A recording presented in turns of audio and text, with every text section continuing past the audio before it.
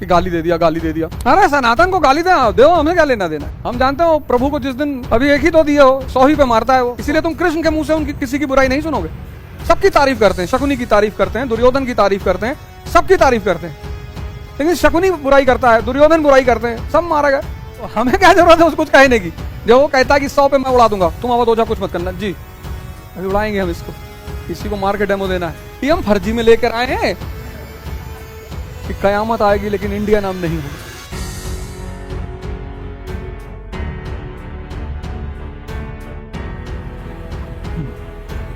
जय हिंद फ्रेंड्स।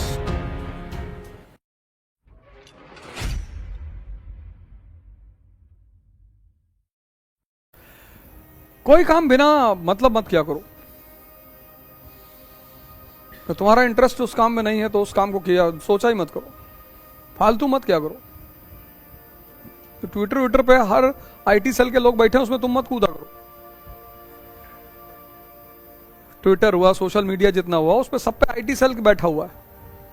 तो जब तुम बीच में कूद जाते हो, पता लगा 100 लोग इकट्ठा तुम्हारे ऊपर हमला कर दिए, तो गाली देने भागे तुम वहां से खटाक से, क्योंकि 100 आदमी को तो झेलना मुश्किल है। या तो तुमको मजा आता हो, तुम किसी को छेड़ना चाहते हो, तुम बीच में कूद गए, एक स्टेटमेंट डाल दिया हल्का सा कि कयामत आएगी लेकिन भारत नाम नहीं होगा। अब इतना लिख के उसका तुम सो गए रात में, और सुबह उठे तो देखे 2-3 हजार गाली लिखी हुई है। फिर वहां नीचे तुमने लिखा थैंक यू, फिर एक लाइन डाल दिया कि कयामत आएगी लेकिन इंडिया नाम नहीं होगा। तो फिर 10-12 बार में समझ जाएंगे कि मजा लेने आता है यार, ये जो है कयामत आएगी ऐसा होगा, कयामत आएगी वैसा होगा। लेकिन मजा बहुत आता है इस खेल में। जो उसमें जो बहुत सीरियसली अटैच हो जाते हैं वो बेचारे बड़े दुखी होते हैं कि गाली दे दिया, गाली दे दिया। अरे सनातन को गाली दो, हमें क्या लेना देना है। हम जानते हो प्रभु को जिस दिन अभी एक ही तो दिए हो, 100 ही पे मारता है वो। तो हमें क्या जरूरत है उसको कुछ कहने की।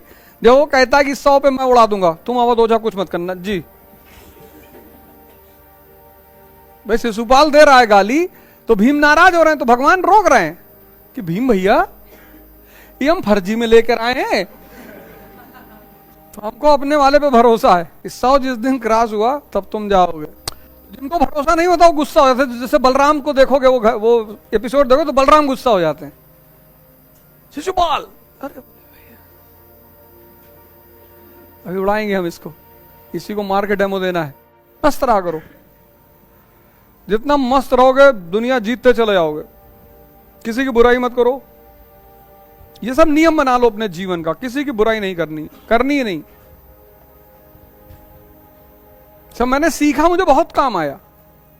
तुम दिन भर बुराई करोगे, तुम्हारा खुद का माइंड नेगेटिव हो जाएगा। उस नेगेटिव माइंड से घंटा तुमको पॉजिटिव चीजें मिलेंगी, तुमको कुछ नहीं मिलेगा, तुम भिखमंगे हो जाओगे।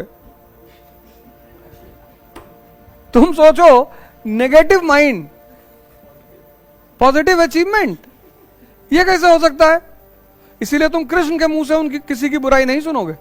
सबकी तारीफ करते हैं, शकुनी की तारीफ करते हैं, दुर्योधन की तारीफ करते हैं, सबकी तारीफ करते हैं। लेकिन शकुनी बुराई करता है, दुर्योधन बुराई करते हैं, सब मारा गया। देखो कृष्ण कितने इज्जत से शकुनी का नाम लेते हैं, मामा जी को प्रणाम, मामा श्री।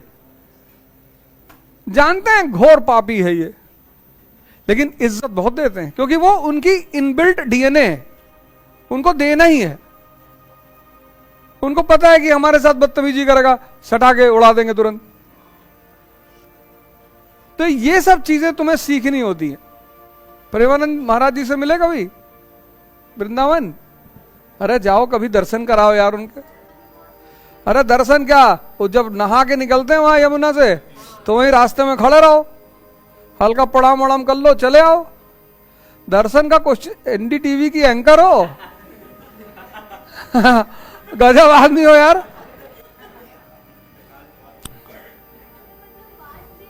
क्यों बात जरूरत है बात करने की? और तुम क्या बात करोगी? जिस बात को वो आदमी कह रहा है वहां सब जा रहे हैं, बाबूजी बाबा जी हमको ये हो गया, बाबा जी वो डॉक्टर है, वो एक बात सुना रहे हैं सबको, जाओ सीख लो क्या कह रहे हैं वो। उल्टा नाम जपत जग जाना, वाल्मीकि भय ब्रह्म समाना।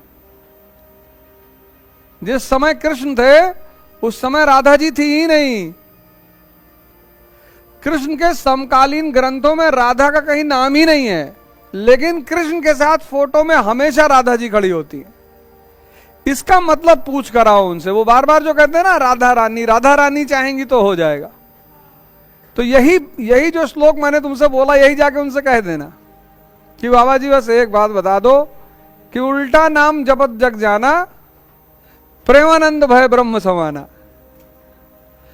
ऐसा क्या कर दियो बाबा जी, ये बार बार यही इतनी लाइन बोलना जब कभी मिलना उनसे, और कुछ मत कहना, उन्हीं का नाम ऐड कर देना। जिसने भी ये उलट दिया, जिसने भी उलट दिया, उल्टा जाप करने लगा, बस वो ब्रह्म के समान हो गया। भाई रत्नाकर डाकू थे ना, वो इतने बड़े संत हो गए, यहां एमएससी फिजिक्स का प्री नहीं निकल रहा है, तो कुछ तो बात रही होगी ना। तो तुलसीदास जी ने लिखा है उल्टा नाम जपत जग जाना। तो किसी से पूछो कि भैया ये क्या है, कहते वो राम नहीं जानते तो मरा मरा कहते थे। अबे जो मरा मरा कहता सकता है वो राम राम नहीं कह सकता। इसके पीछे कोई भेद है, रहस्य है, वो संत ही समझाएगा। तो अगर कभी उनसे मिलना तो कहना हमारे गुरु जी ने कहा है ओझा ने कि उल्टा नाम जपत जग जाना और प्रेमानंद भय ब्रह्म समान। जिसके पास शक्ति है उसको तो जल चढ़ेगा ही। सूरज को देखते रहे, सुबह निकलो शहर में सब चढ़ा रहे जल। तो जैसे मुझे मन समझ में आया, ऐसे मुझे दूसरी बात यह समझ में आई कि सिर्फ अपने ऊपर काम करना है, अपने सिवा किसी पे काम ही नहीं करना। तो जैसे जैसे शक्ति इकट्ठी होती जाएगी तुम्हारे ऊपर जल चढ़ता जाएगा। चेतना तुम्हारी चित्त से अलग नहीं है, जुड़ी हुई है। तो जहां तुम्हारा चित्त है वहीं तुम्हारी चेतना है। इसलिए जिस काम में तुम्हारा चित्त नहीं लग रहा उस काम में परफेक्शन कभी आएगा ही नहीं। और जहां तुम्हारा चित्त लग रहा है, क्योंकि चेतना भी साथ बैठी हुई है, तो जहां चित्त लग रहा है उस काम में तुरंत परफेक्शन आ जाएगा। क्योंकि चित्त अकेला नहीं आता, चित्त का साया है चेतना। इसीलिए चित्त को सांस पे लगाना होता है कि धीरे धीरे चित्त गायब हो जाता है, चेतना बच जाती है। पर लंबी साधना है वो, पर मजा बहुत आता है। तो तुम जहां चित्त लगाओगे वहां चेतना अपने आप चली आएगी। तो जब भी तुम बहुत बनते संवर, साफ सुथरा रहना चाहिए। बनते संवरते हो इसका मतलब तुम किसी को आकर्षित करने का प्रयास कर रहे हो, शक्ति लगा रहे हो, मेहनत कर रहे हो। तो जब तुम्हारा चित्त दूसरे पे लगा हुआ है तो तुम्हारी पढ़ाई खाक होगी, कुछ नहीं होगा। जो भी बन संवर रहा, वो चाहे स्त्री हो चाहे पुरुष। हाँ, अब कहीं विवाह में जाना है, किसी फंक्शन में जाना, वो सब एक अलग बात है। लेकिन तुम क्लास में आते हो, वो दोनों में से कोई भी हो, चाहे स्त्री हो चाहे पुरुष, जो भी आकर्षित करने का प्रयास कर रहा है वो अपने चित्त को बाहर फेंक रहा है। सिंपल, बहुत छोटा सा सूत्र है। तभी तो लोग सिर्फ हाव भाव, शक्ल, सजावट देख के पहचान जाते हैं कि तुमसे ना हो पाएगा, सीधे। इसलिए जहां तपस्या है वहां सरलता है। आश्रम में देखो कैसे सब लोग गमछा बांधे हुए हैं, सिर्फ गमछा, बनियाइन सैंडो वाली 80 रुपए की और गमछा 80 रुपए का। तो जहां सरलता है वहां तपस्या है। इसका मतलब आदमी तपस्या कर रहा है क्योंकि उसको आकांक्षा नहीं है किसी को आकर्षित करने की।